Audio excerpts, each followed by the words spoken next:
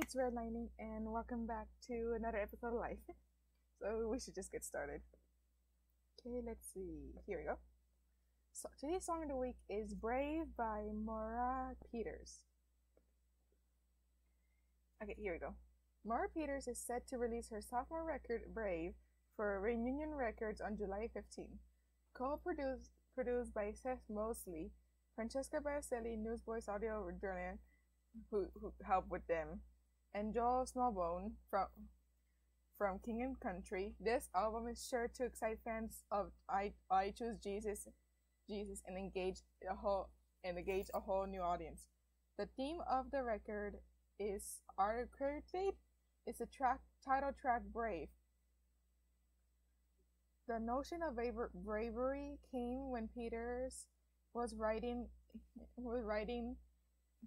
Gateway in a cabin an hour away from her California home. After two fruitless days of simple solitary word "brave" came to her. This ignited an inward journey of her exploration.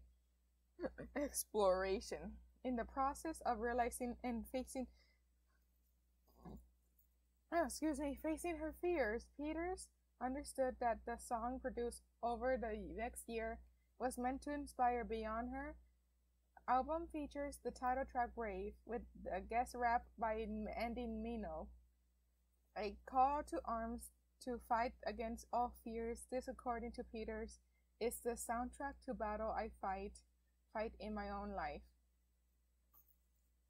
Okay, now let's move on to the verse of the week.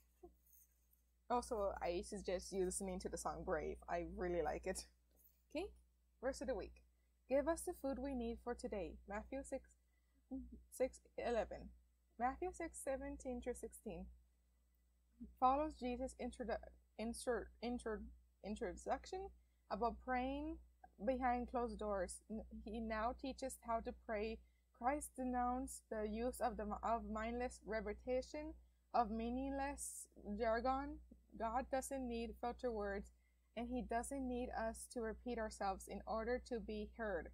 Jesus then models a simple, authentic prayer, now famously referred to as the Lord's Prayer. It is addressed to God the Father and begins by declaring His holiness and asking for His will to be accomplished on earth. This model prayer also makes personal requests for daily food. Forgiveness is a sin, and divergence from temptation and evil. Jesus then underscores part of the prayer by saying those who want God forgiveness must forgive others. Now hope you got any out of that. Sorry, I just heard my phone vibrated. Okay, now time for the childhood thing for the week, and I hope you got something from the verse. Now for the childhood thing of the week. VeggieTales, a Snoozle's Tale. Okay. There we go. Opening countertop. Dang it, I hate ads. Here we go. Go away, ads. On the countertop, Bob is all alone, setting up a welcome home party for Larry the Cucumber, who is returning home from Danish immersion camp. As Bob readies himself after the bus comes over, Larry arrives on the countertop with Bob yelling "surprise." This confuses Larry, asking if there was supposed to be a huge group of people for a surprise party, in which Bob says that he was the only one in the party. When Larry notices the welcome home sign written in Danish, I don't know how to read that, but he doesn't pronounce it in proper Danish, which Bob points out to him. Larry then explains to Bob that he didn't actually go to Danish immersion camp, having only been there one day before he and a kid named Bornjorn took a canoe ride and wound up at another camp called Overdone British Literary Accommodation Camp.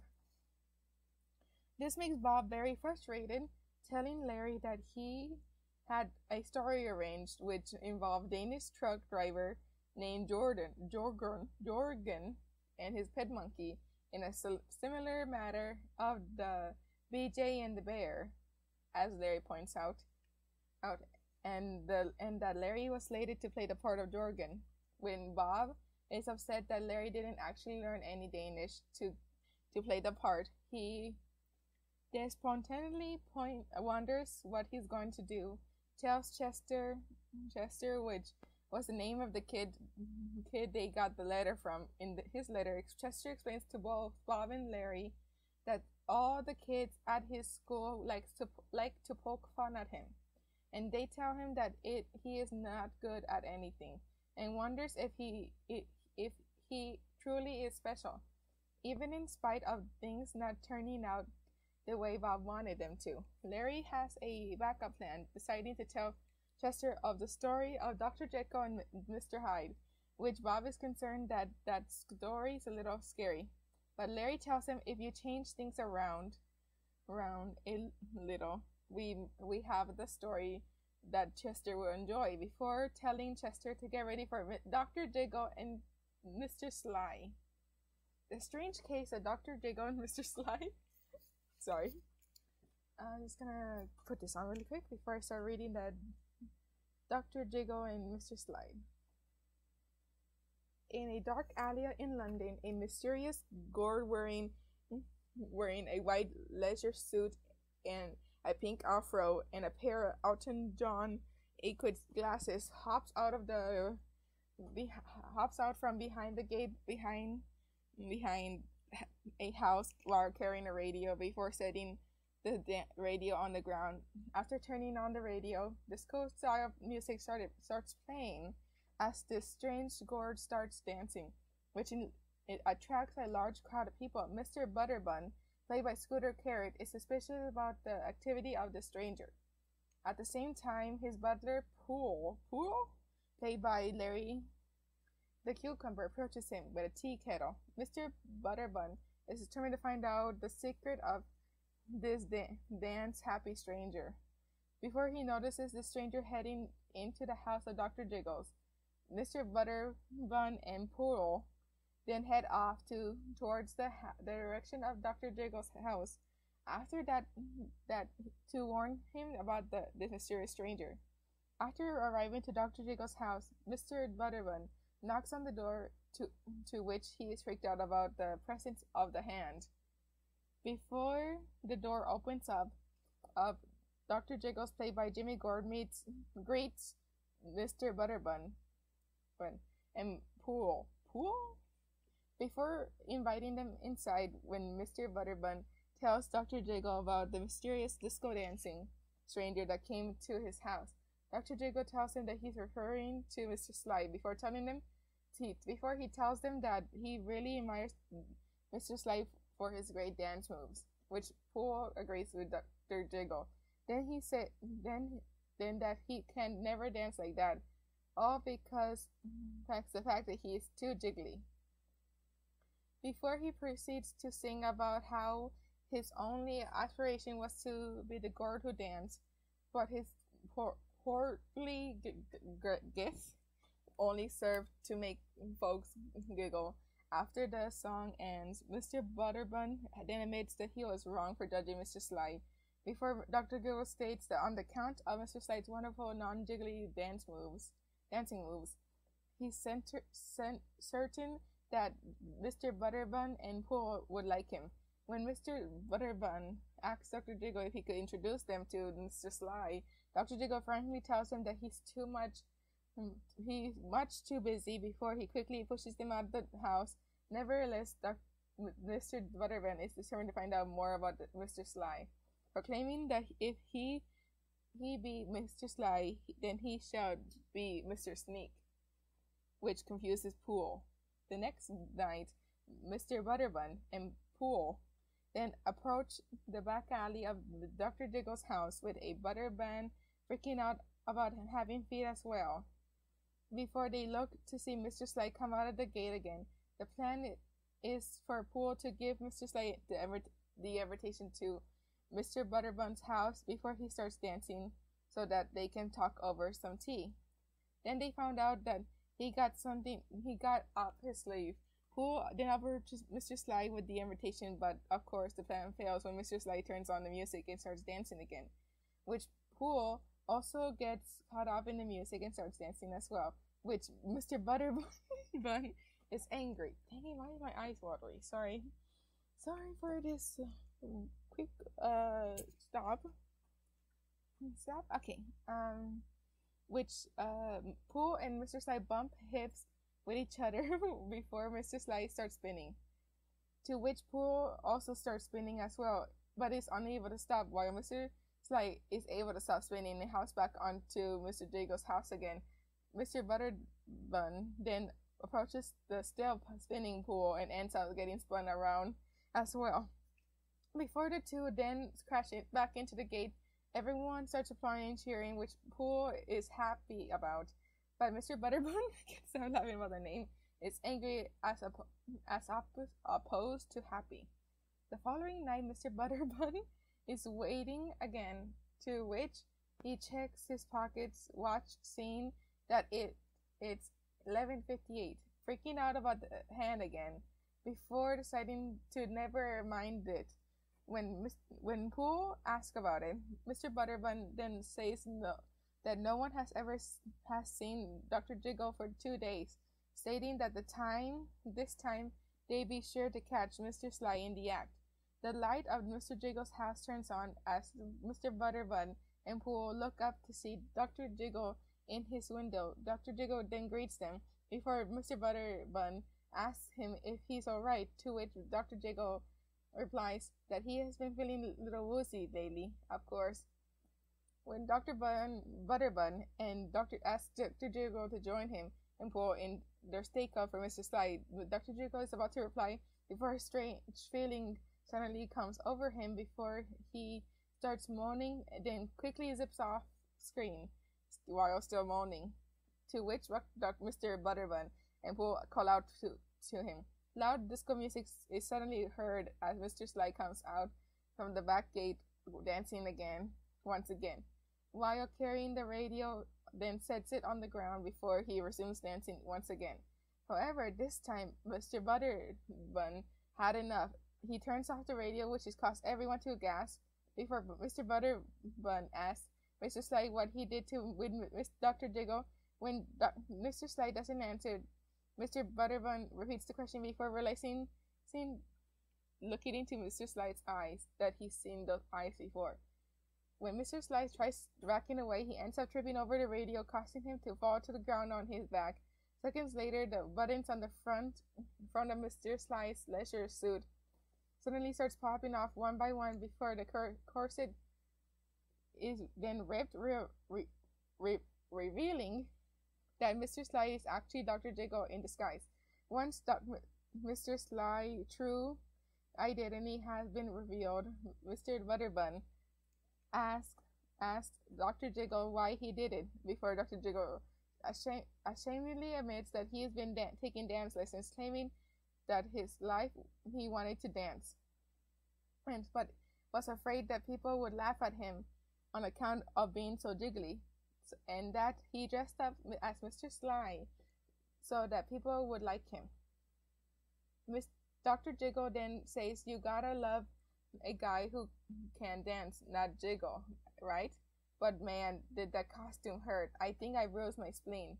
When Pooh tells Dr. Jiggle that they always loved him, but Mr. Butterbun agrees with Pooh before telling Dr. Jiggle that he didn't need to pretend to be someone he not to get people to like him, and that he's special just the way God made him, which Dr. Jiggle is happy to hear. When Mr. Butterbun asks Dr. Jiggle to show off dance moves that he's been learning, Dr. Jiggle is reluctant to do so, but it's instantly an instance of Mr. Butterbun.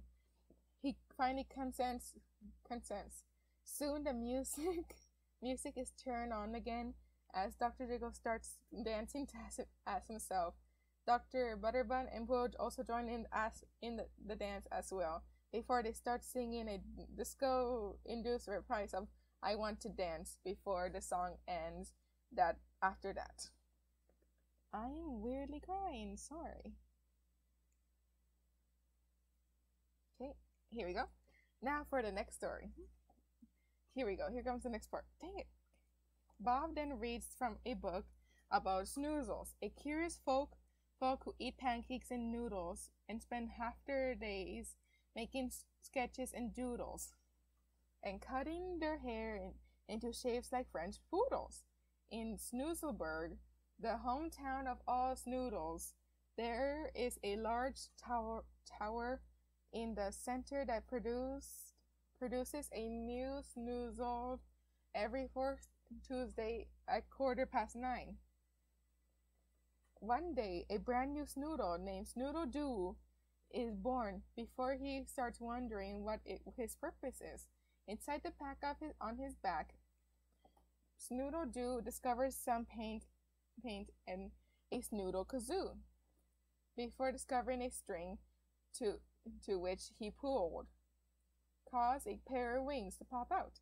Snoodle Doo then decides to show off to the other snoozles what he can do. First, he tries to fly, but doesn't fly very high before he falls back to the ground. Before the snoozles make fun of him for not being good at flying, one of the snoozles then paint a picture of how silly the young snoozle looked before placing this picture in his backpack. Snoozle Doo is sad that he is not very good at flying. Before he notices a bunch of beautiful flowers, realizing that he can paint a picture of the flowers.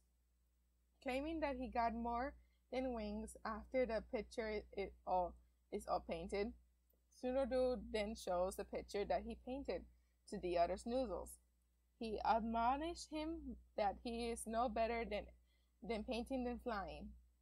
Another snoozle paints another picture of Snoodle Doo and places it in his pack as well. Before the snoozle tell him, "You're puny, you're silly, you're not at all that smart. You can't use your wings, and you're not good at art." Snoodle Doo then decides to leave Snoodleburg to find another place to live. After traveling for a while, Snoodle Doo decides to take a break, but he ends up falling forwards when he attempts to sit down. Oh, sorry. Before being approached by a snoodle farmer who also paints a picture, placing it in Snoodle Doo's backpack, Snoodle Doo asks if there's any place where he can be truly alone, before looking up to see two birds flying across the sky. So he decides to climb up the mountain peak of Mr. Grinchy's. After tirelessly climbing up the mountain, Snoodle Doo then makes it to the top, where he is suddenly approached by a kindly stranger who invites him inside on the top of the mountain. After entering the stranger's home, Snoodle Doo is given a cup of tea before the stranger asks him what brings him to his house. Snoodle Doo then explains that he ran away because all the snoodles make fun of him, because he cannot do all the things that they do, while also gesturing to the pictures they were placed in his backpack. The stranger then removes the pictures from Snoodle Doo's backpack, saying that they do not look a thing like him. Before he tosses the hurtful pictures into the fire, the stranger then shows Snoodle Doo of a picture of what he really looks like, showing him a picture of Snoodle, who looks older and much stronger. Snoodle Doo is amazed to see this picture, saying that he would love to believe, but he's afraid. At that moment, the stranger tells Snoodle Doo that he knows who he is because he made him. He also explains that he built that tower, planted the bushes and flowers, and put fish in the ocean, and he feeds the birds. The stranger also adds, rather sadly, that the snoodles just use their gifts to make others feel bad. Snoodle Doo then asks the stranger that if he made the land, couldn't he make snoodles obey his command? The stranger then answers that the gift is a command, is no gift at all, and he wants Snoodle Doo not just fly, but to soar. But at the same time that he places the inspiring picture of Snoodle Doo's backpack in Snoodle Doo's backpack, Snoodle Doo then asks how he can fly with the picture in his backpack. Before the stranger tells him that this is a special picture. When Snoodle Doo looks down, he sees that he is now a few inches off the ground. Before he quickly flies out from the stranger's home and quickly flies towards Snoodleburg. and meet up with the other Snoodles who feel ashamed of how they treated him. All the Snoodles listen to Snoodles do story, and they all start to fly across the sky as the story comes to an end. Closing countertop. After the story is finished, Larry praises Bob for the story, to which Bob is flattered by saying that he did go to use literature at elementary camp. I can't read that. Before Larry states that there was something about the story that made him want to eat green ham. Bob looked a bit suspicious before quickly saying that they're over by QWERTY to talk about what they learned today before the What We Have Learned song plays. I wish I can remember the lyrics. Song plays, which in the rare uncharacteristic moment Bob dances to. Larry then adds eggs too before the song resumes again. After the song ends, Bob then explains that the little Snoodle got weighed down from all those pictures by the other painted of him. Just like names people call us make us feel terrible. Bob then explains that the Snoodles we have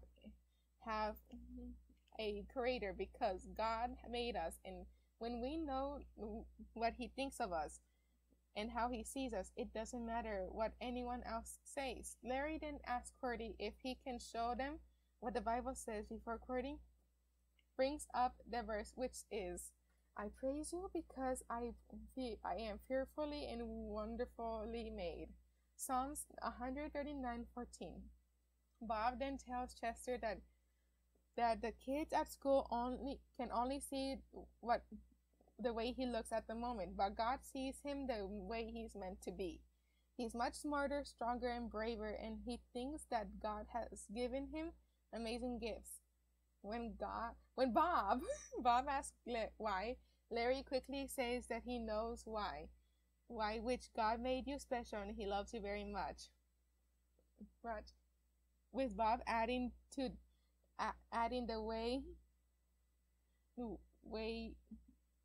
that he wants you to paint, sing, and soar, and Larry ends and maybe even dance. When Bob tells Larry to say goodnight, Larry says farewell that he learned before the canoe trip.